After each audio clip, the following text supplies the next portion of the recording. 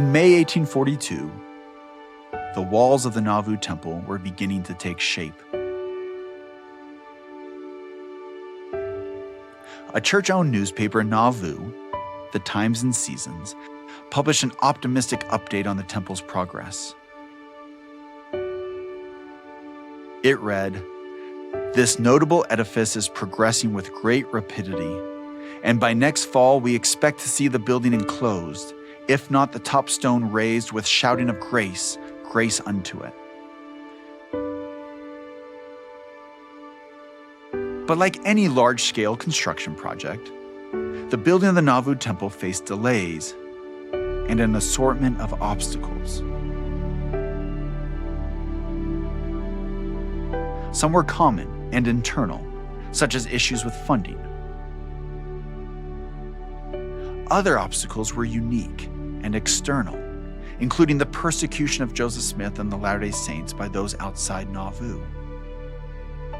Though these challenges caused delays to the temple, the saints kept building. In this episode, we'll talk about these challenges and the resulting perseverance of the saints, as both became key parts to the story of the people of Nauvoo and of the temple's construction. This is the Nauvoo Temple, a Joseph Smith Papers podcast, and I'm your host, Spencer McBride.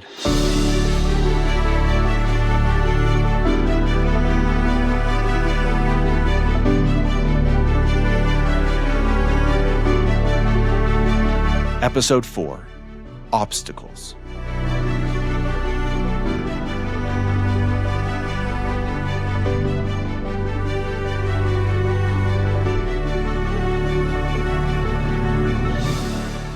Since the founding of the church in 1830, Joseph Smith had dreamed big.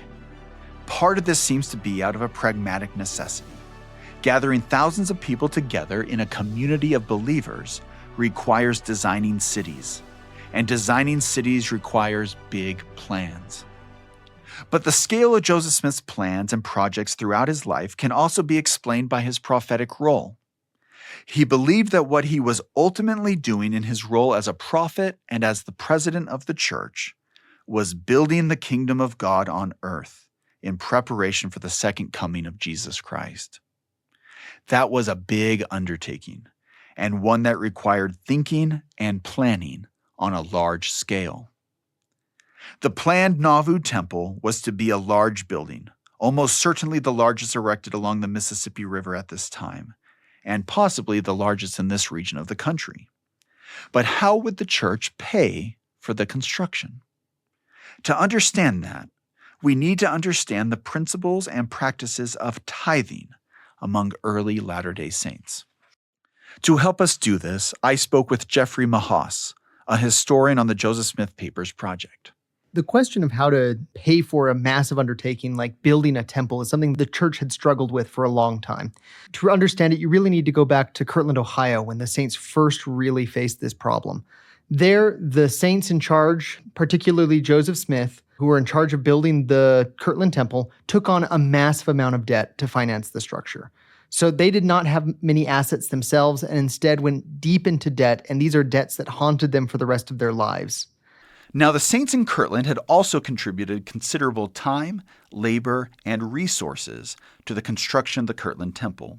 But the debts associated with that building project informed the way that Joseph and other church leaders approached the construction of the temple in Nauvoo. So after the Kirtland Temple, moving forward on other temple projects, Joseph Smith and the saints have the sense we cannot do that again. And sure enough, in April 1838, when Joseph is beginning to contemplate building a temple in far west Missouri, he receives a revelation from the Lord instructing him not to go into debt to build the temple. But that raises a question: how are the saints going to finance the building of a massive structure? How are they going to do this? They don't have a lot of money. They don't have a lot of means. And a couple months later, the answer comes via revelation. That's a principle of tithing. But, as Jeffrey explains, tithing for Latter-day Saints in the 1830s and the 1840s looked different than it does today. Tithing in 1838 is a lot more complicated than we think of it today. As the principle would work, as best we can understand, saints would be instructed to consecrate all that they had to the bishops of the church, who would return a stewardship, or about as much land and property as they could make use of. And then that stewardship, the saints would be expected to improve upon. And they set an interest rate of around 6% that was seen as that's the growth, that is the increase of your stewardship. And you would be expected to give 10% of 6% of what you donated originally. If that sounds complex, it is. Within just 1 or 2 months, a very short period of time, this system of tithing breaks down in Missouri, and they start trying to rely on other means for the church to continue to function and for the temple construction. Of course, that was in Missouri. Once the saints began settling in Illinois as religious refugees, they revisited their approach to tithing. They return to the tithing revelation, but now they decide they're going to try to make some tweaks to the system to make it a little bit more manageable. Instead of the idea being that you consecrate everything that you have to the church, every Latter-day Saint is expected to give 10% of all they have at the outset of the construction to the church to finance the building, and then 10% of an increase every year thereafter. But the method of payment also represents a considerable difference from most tithing today. Tithing in Nauvoo was very different in that it was usually paid in goods, sometimes called tithing in kind. It often included livestock or household goods, sometimes clothing, sometimes more valuable things like watches or guns, rifles. That's Elizabeth Keene, also a historian on the Joseph Smith Papers project.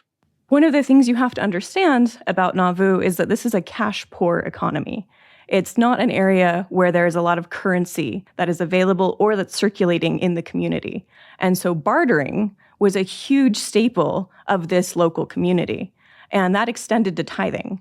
So oftentimes you might not have money, which at this time would mostly be gold and silver coins or banknotes. What you would have would be perhaps the produce of your garden, or the livestock that you are raising, or perhaps something that you had made yourself and could then give to be tithed.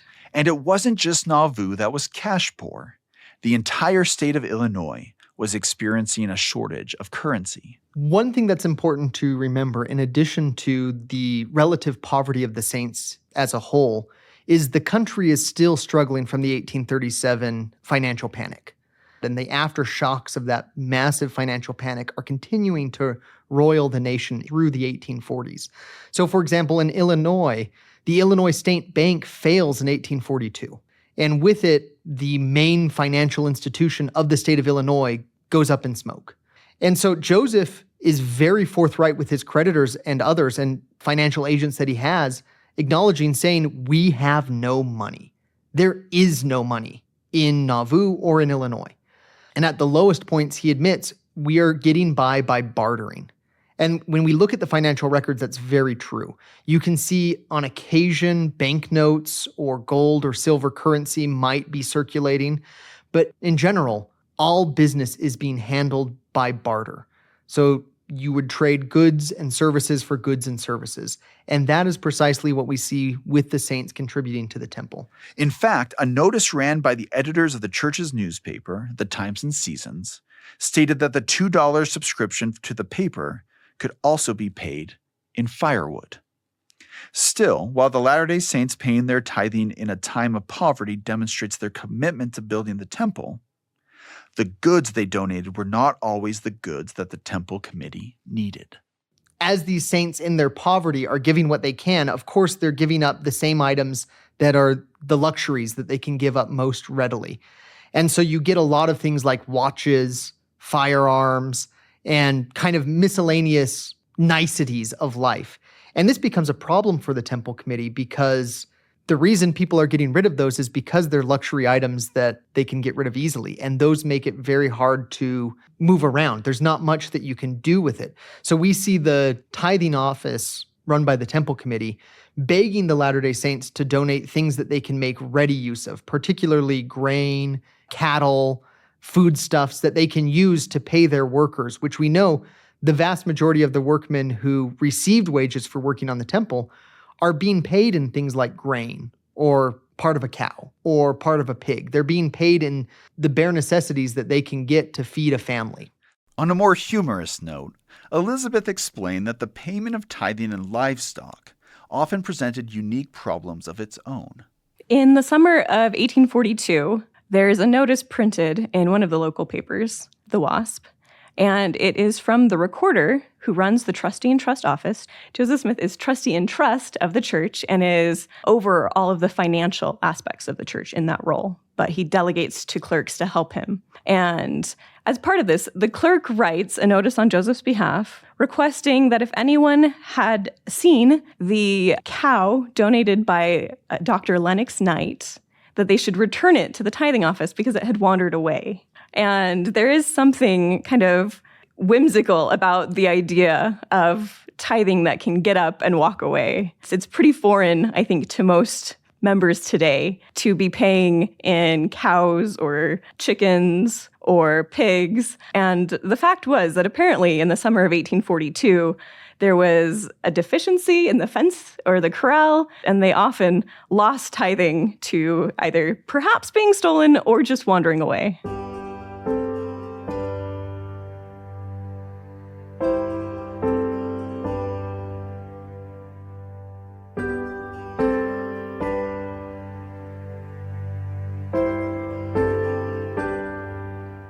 Tithing in Nauvoo was more than contributions in the form of currency and goods.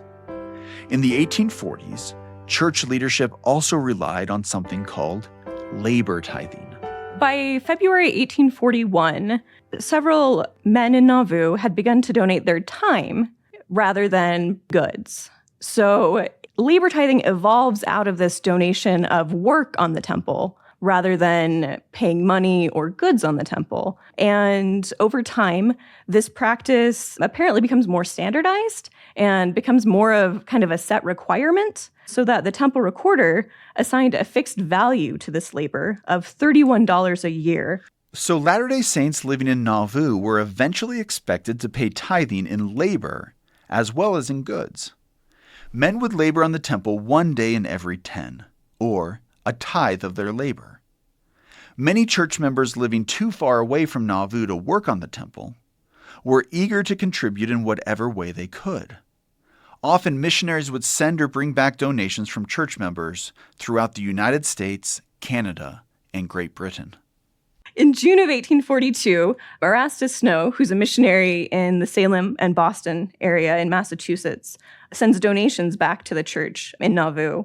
And in his letter, he writes, quote, "The saints in Salem are mostly mechanics, and times are very dull, and money almost out of the question with the laboring classes.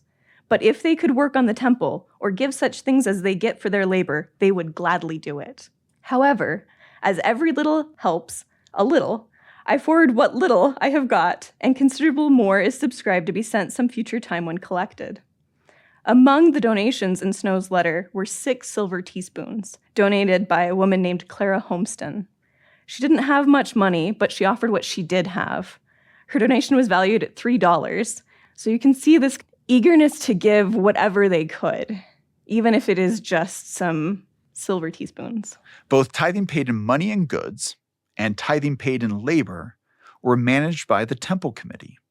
The committee not only managed donations that came in, but how those donations were used to further work on the temple. Goods donated to the temple could go, in some cases, directly to feed or clothe the workers. The records that we have indicate that often animals were slaughtered, and then that meat could be divided among the workers on the temple.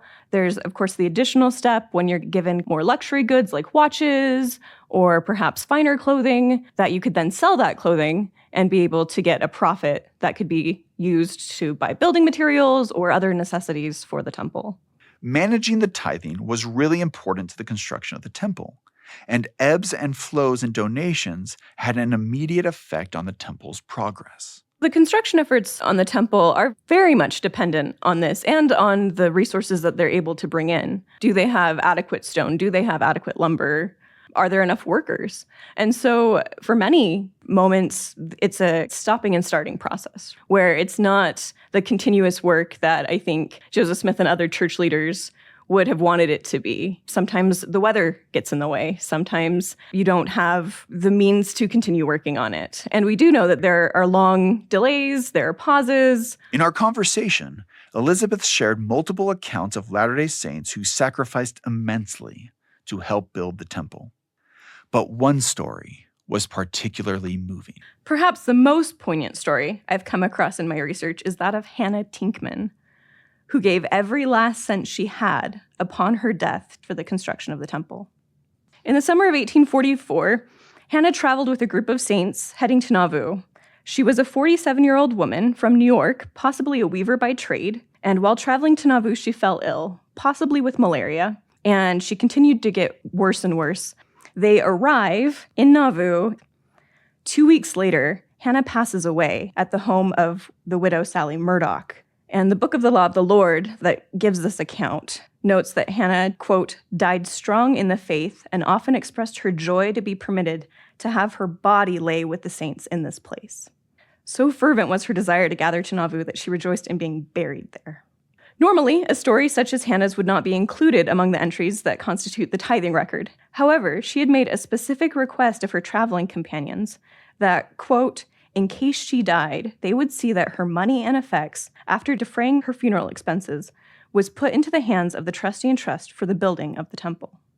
Her wishes were honored, and all of her possessions were given to the committee responsible for building the Nauvoo Temple.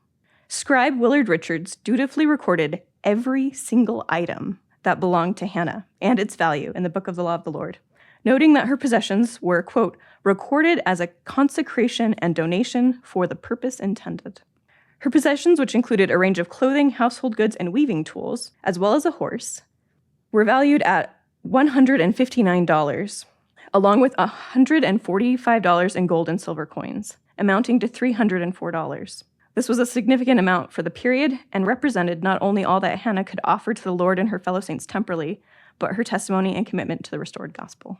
She was quite well off and gave it all. People might not think of a tithing ledger as a particularly exciting historical source, but it is only in the record of donations for the Nauvoo Temple that Hannah's story survives. Only in this record is her commitment to the temple and the restoration of the gospel preserved for historians. Without this record, much of Hannah's story would be lost.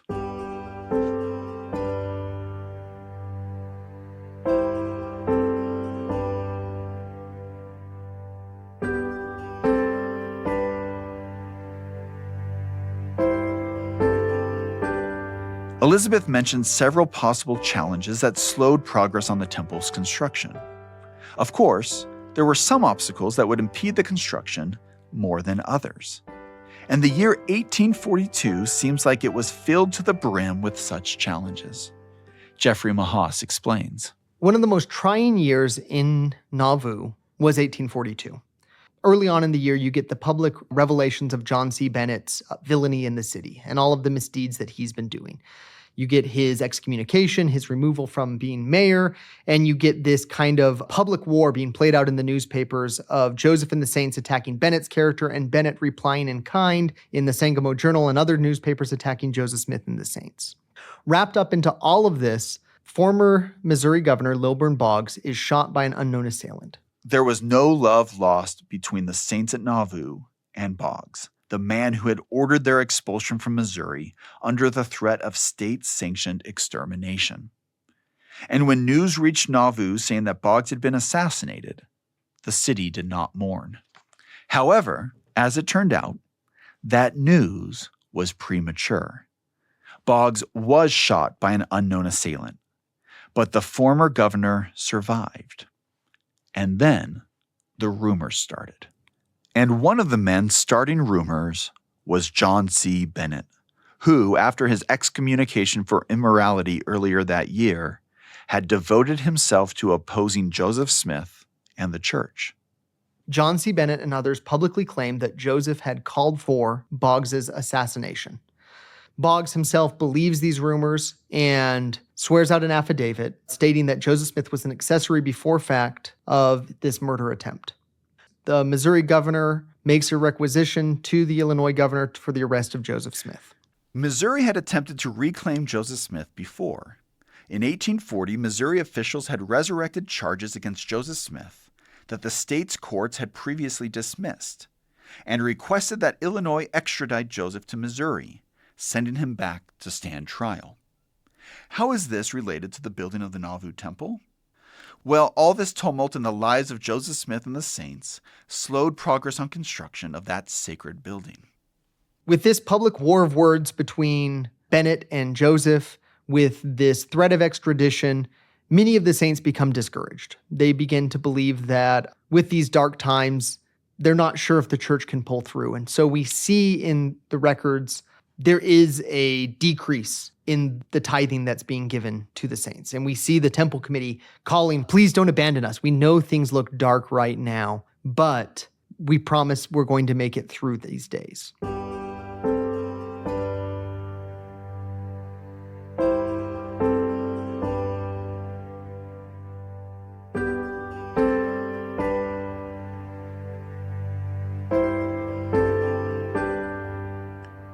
We're going to pause the story of Missouri's attempt to extradite Joseph Smith for just a moment. Even as Joseph was forced to go in and out of hiding, he was party to decisions made by church leaders of how to use the temple, even while it was still under construction. Of course, the baptismal font in the basement was already dedicated and in use. But in September 1842, as fall began to set in, Joseph and his fellow church leaders had the temple in mind to solve another pressing issue.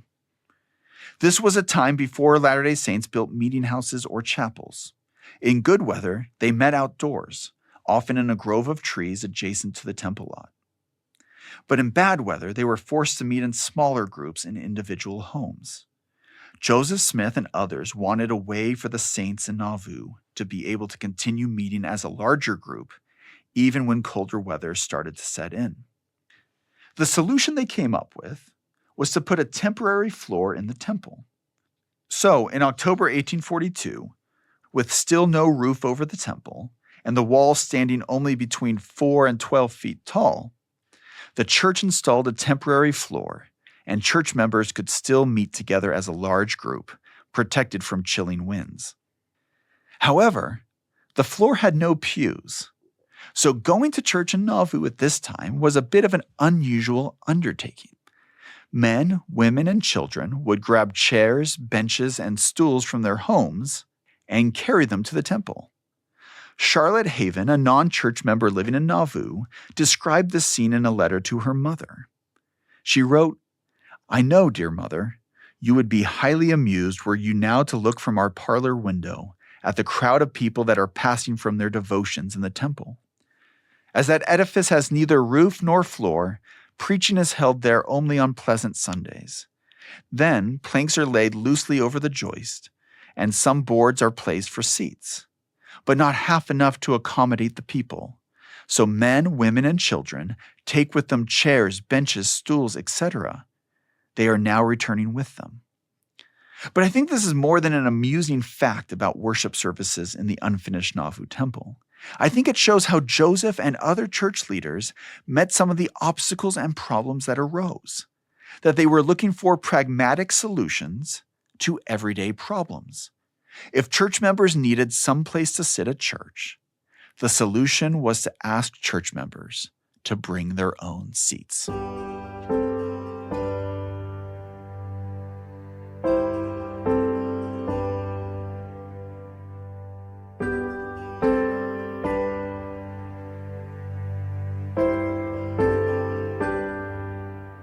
Now, back to Missouri's second attempt to extradite Joseph Smith. Law officers hounded Joseph Smith, and he was forced to hide for his safety. He knew that if he returned to Missouri, he was a dead man.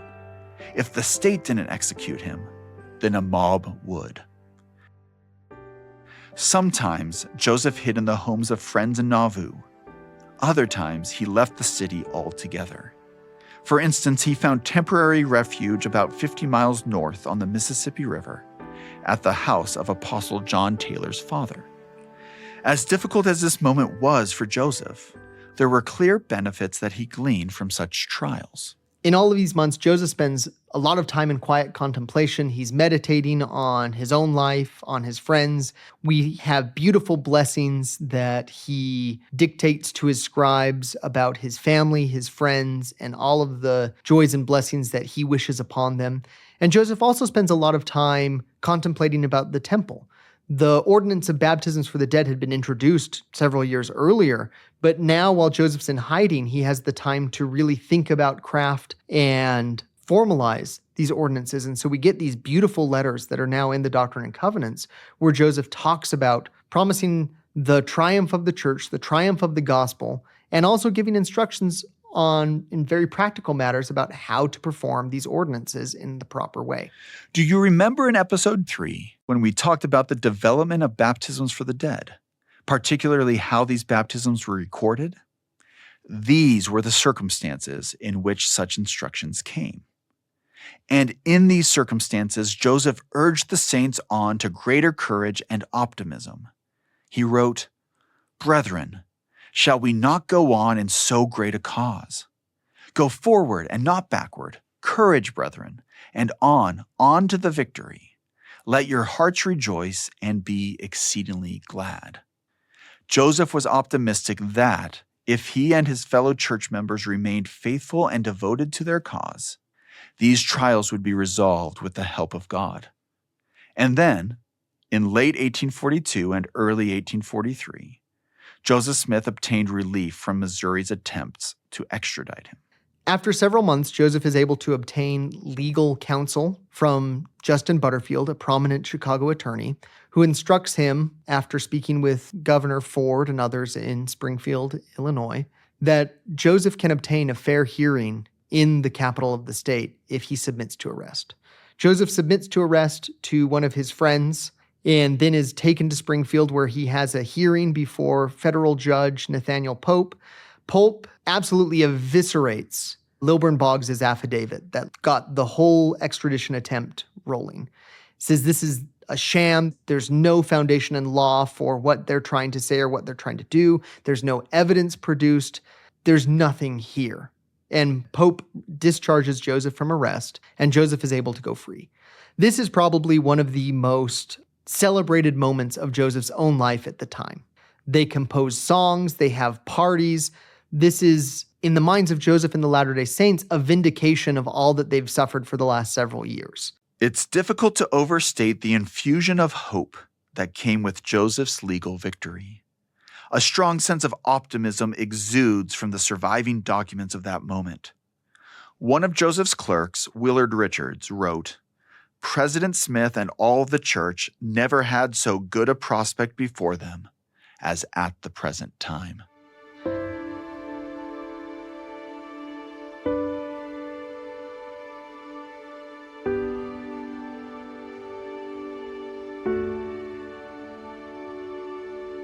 In January 1843, Nauvoo's future seemed bright.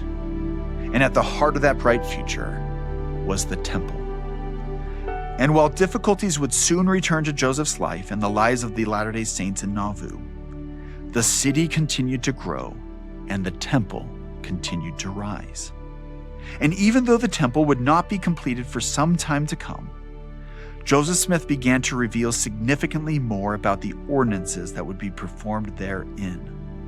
Ordinances that, as an 1841 revelation stated, would be a key component in the restoration of the fullness of the priesthood. What were these ordinances, and to whom did Joseph first introduce them? We'll dive into those questions in the next episode of The Nauvoo Temple, a Joseph Smith Papers podcast.